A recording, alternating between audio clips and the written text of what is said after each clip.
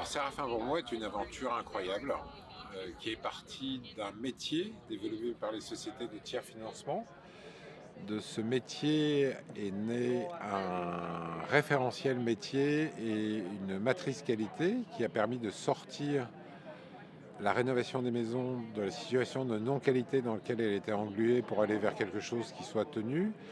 Parce que qualité plus engagement égale sécurité pour les ménages égale confiance, confiance égale rénovation.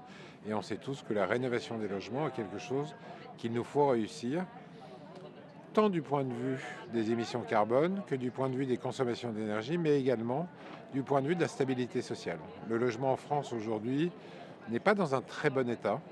Le fait de reprendre le temps de sécuriser tout le monde chez soi, c'est véritablement de ça dont on s'occupe, du lieu d'intimité, de mettre les gens au chaud, de mettre les gens à l'abri de la chaleur aussi l'été, de mettre les gens dans un univers sain, d'un air sain. C'est quelque chose qui est essentiel pour la stabilité de nos sociétés dans les années qui viennent. Le marché de la rénovation des logements est un marché qui est très complexe parce qu'on touche à l'intimité, comme je viens de le dire. Rénover chez soi, à l'intérieur, c'est vraiment une notion de cocon existentiel. Et pour pouvoir réussir, la première chose à faire, avant toute chose, c'est de s'intéresser aux gens, de s'intéresser aux personnes. La personne doit être vraiment au centre du jeu. Une fois qu'on sait qui elle est, ce qu'elle attend, la manière dont elle vit, alors à ce moment-là, on peut construire avec elle un programme, un plan de travaux, des propositions de chantier. Une fois qu'on a fait ça, très clairement, la deuxième contrainte pour que tout ça fonctionne, c'est que ce soit simple pour le ménage à comprendre. Ça veut dire qu'il y a beaucoup de choses qui existent, il y a des primes, il y a des subventions, il y a des aides, il y a plein de trucs, mais qui sont effroyablement complexes. Le marché bancaire est un marché également complexe, le marché technique est un marché complexe. Le ménage propriétaire ou le propriétaire ne comprend pas ces choses-là. Il n'a pas à être spécialiste ou expert de ces choses-là. Donc il faut restituer quelque chose de simple.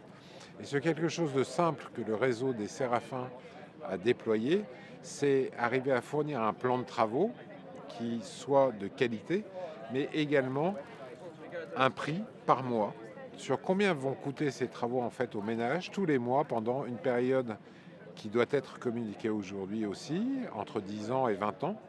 Et puis, savoir également combien ils gagnent, hein, parce que quand on rénove, on va dépenser moins.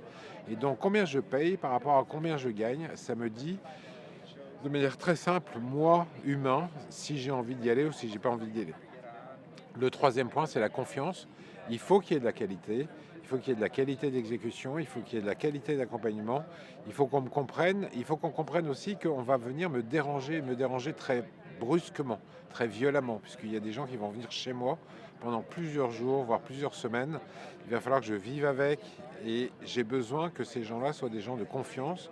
J'ai besoin de savoir que ce qu'ils font va avoir vraiment un impact et que ça va être bien fait. Et enfin, le troisième point, comme j'ai dit avant, c'est effectivement que du point de vue du financement, je puisse m'aventurer dans quelque chose que je comprenne et qui m'est accessible. Donc il faut arriver à construire des solutions qui permettent de prendre en compte la situation individuelle de chacun des ménages. Et cette situation individuelle débouche ensuite sur une offre de financement qui est adaptée à la vie et aux capacités du ménage.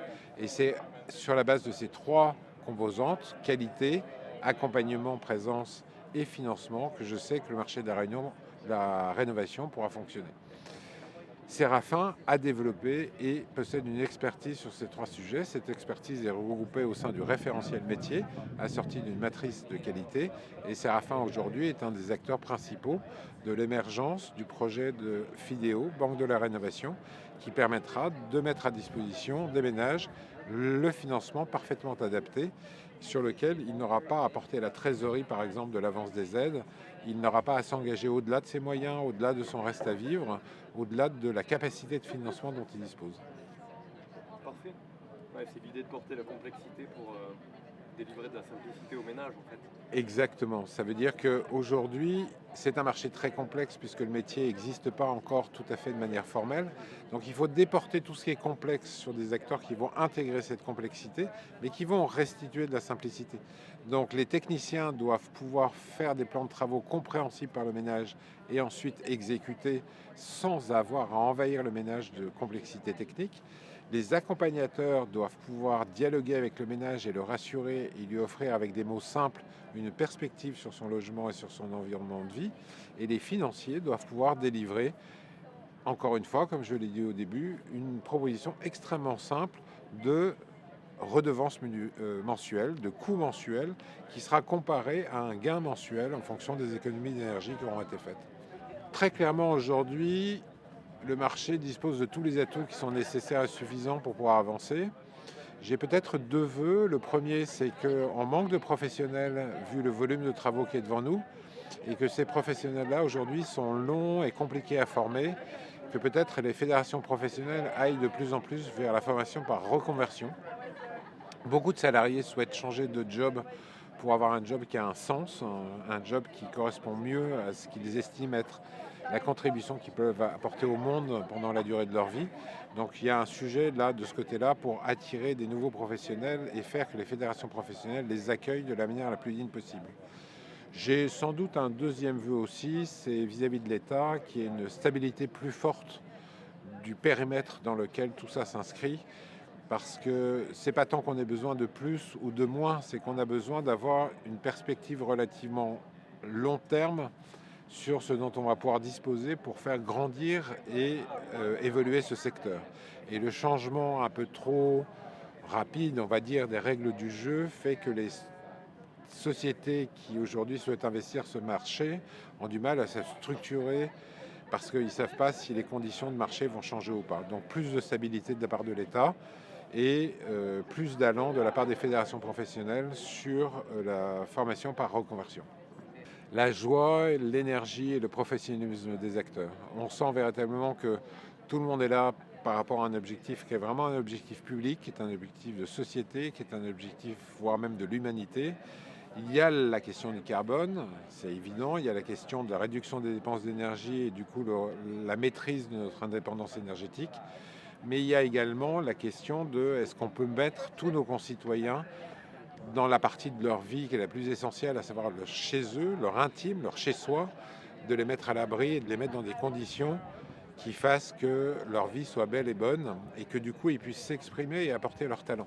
C'est très difficile d'être extrêmement contributeur et contributeur de manière très sympa dans la société si on dort dans un taudis, si les enfants ont froid dans la chambre, si on est envahi par les fumées ou si l'atmosphère interne est pourrie par l'humidité, c'est très compliqué. Donc oui, il y a un élan sociétal et un élan social global à mener. Et cet élan est un élan qui non seulement est généreux, mais qui est également très productif dans le sens où il remet en état de contribution un ensemble d'une population, à peu près 10 millions de personnes aujourd'hui qui vivent dans des conditions qui ne sont plus acceptables.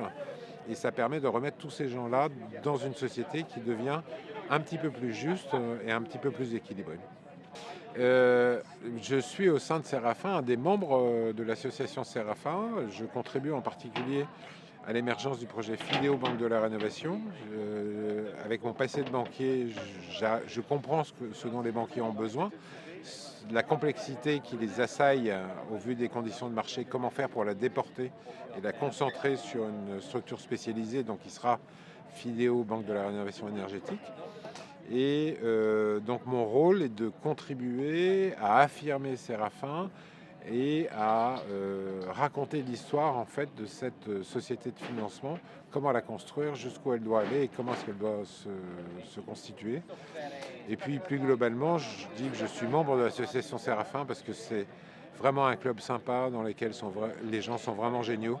Et je suis très très fier de pouvoir participer à cette aventure et d'être membre de ce collectif qui quand même déploie une énergie de dingue.